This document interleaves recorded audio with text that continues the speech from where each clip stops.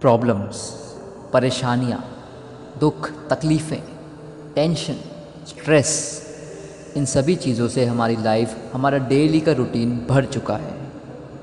आजकल आप किसी से भी पूछ लो कि भाई तू कैसा है, क्या चल रहा है तेरी लाइफ में आजकल, तो उसका जवाब होगा कि यार बस मूड ऑफ रहता है मेरा, लाइफ में बहुत परेशानियाँ हुई पड़ी है, क्या करूँ यार।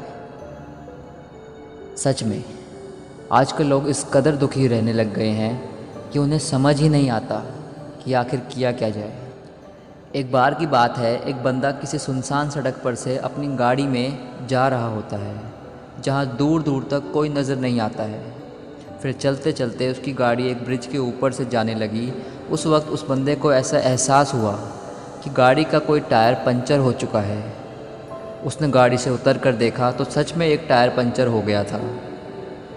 उस वक्त तपती धूप में उसे आसपास कोई नहीं दिख रहा था, तो उसने खुद ही उस टायर को थोड़ी मेहनत के बाद बदल लिया।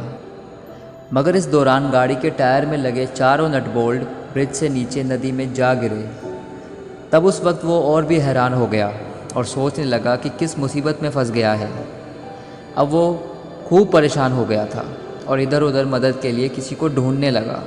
तभी अचानक वहाँ से एक किसान गुज़र रहा था, तो उसने सोचा कि क्या ये अनपढ़ किसान मेरी कोई मदद कर पाएगा, क्या इससे मुझे कोई मदद लेनी चाहिए। वो किसान अब धीरे धीरे उस बंदे के पास आ चुका था और आकर के बोला कि साहब, बहुत परेशान लग रहे हो, क्या बात है, कोई मदद चाहिए तो बोलो। इस पर वो बंदा चिल्लाकर बोला, अरे यार तू जा ना, तो क्या मेरी मदद करेगा, जा जाके अपनी खेती संभाल। तो वो किसान बोला कि साहब एक बार मुझे बता कर तो देखिए, क्या पता मैं आपके कुछ काम आ जाऊं।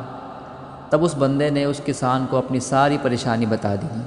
अब किसान बोला कि साहब, मैकेनिक की दुकान तो यहाँ से 10 किलोमीटर आगे है। उस बंदे ने उसको जवाब दिया कि इतनी दूर इस गाड़ी को मैं कैसे ले जा पाऊँगा। तब उस किसान ने उससे कहा, बिल्कुल ले जा पाओगे साहब, अगर आप बाकी तीनों टायर में से एक एक नट निकाल कर इस टायर में लगा लेंगे और फिर धीरे धीरे गाड़ी को ले जा सकते हैं। उस किसान की इतनी सिंपल सी बात सुनकर उस बंदे के माथे पर जितनी टेंशन नज़र आ रही थी, पल भर में दूर हो चुकी थी।